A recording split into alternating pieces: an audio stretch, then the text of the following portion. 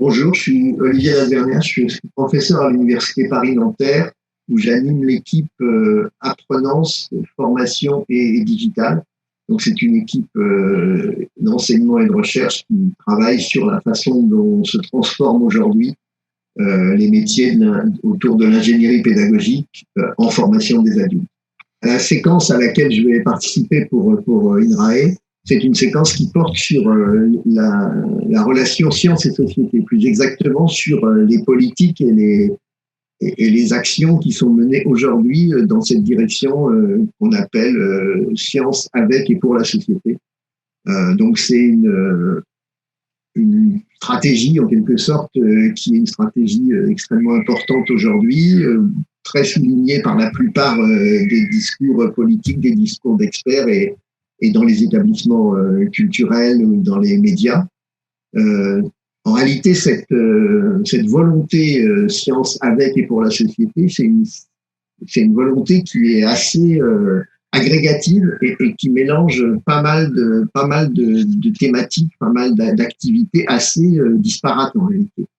Derrière science avec et pour la société, on sous-entend souvent les actions culture scientifique, technique et industrielle, ou ce qu'on appelait avant les actions d'animation, de médiation scientifique et technoscientifique.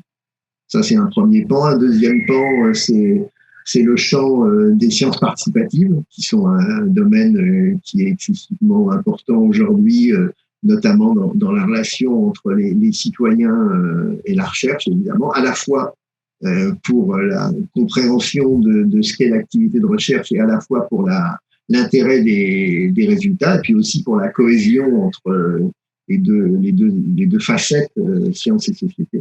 Et puis le troisième aspect qu'on amalgame aussi assez souvent aujourd'hui avec science avec et pour la société, c'est la thématique des sciences ouvertes, open science, à la fois donc l'accès aux publications et aux résultats, à la fois l'accès aux données et puis l'accès à la construction même de la recherche. C'est des thématiques qui sont donc extrêmement importantes pour toutes les personnes engagées dans l'activité d'enseignement ou de recherche, mais aussi évidemment pour les citoyens, pour les organisations citoyennes, pour la société dans son ensemble.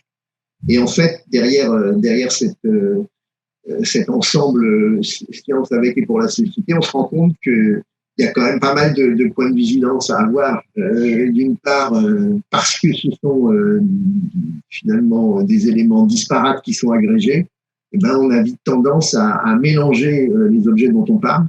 Et donc, il y a beaucoup d'ambiguïté finalement. Qu'est-ce qu'on appelle science? Qu'est-ce qu'on appelle bon, évidemment, les questions sciences humaines et sciences sociales, bien entendu, mais il y a aussi la question, évidemment, de la construction scientifique, du rapport entre recherche-action, ingénierie, recherche fondamentale, translationnelle, etc., qui ne sont pas clairs. Ensuite, on a un deuxième terme qui est très, très flou, c'est évidemment celui de culture, d'action culturelle, d'ouverture, ce que ça veut dire science ouverte, puis participative. Est-ce que ça veut dire qu'on demande des avis? Est-ce que ça veut dire qu'on va vraiment vers une vraie maîtrise d'usage? Enfin, il y a aussi une confusion très claire, très clairement confuse entre technologie et science.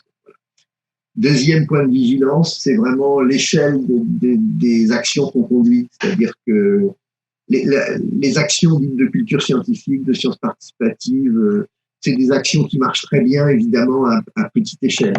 Moi, j'ai travaillé beaucoup sur la nuit des étoiles. On a mis en place la nuit des étoiles. Je suis astrophysicien en particulier, et puis je préside l'Association française d'astronomie. Dans ce cadre-là, on a mis en place la nuit des étoiles. Donc, c'est une expérience dans le champ des loisirs astronomiques et de l'action culturelle dans ce champ-là. Puis de l'autre côté, je travaille beaucoup sur la question des personnes qui vivent avec des maladies chroniques, la participation des malades dans la recherche, la prise en considération de la participation des malades aussi, et puis la question de ce qu'on appelle aujourd'hui l'épidémiologie populaire. Bon, on voit bien qu'on ne parle pas du tout de la même chose et pas du tout aux mêmes échelles quand on s'intéresse à un petit club d'astronomie, quand on s'intéresse à une opération nationale comme les Nuits des Étoiles, quand on s'intéresse à la relation entre le médecin et le malade dans une consultation, ou alors les grands programmes de médecine participative.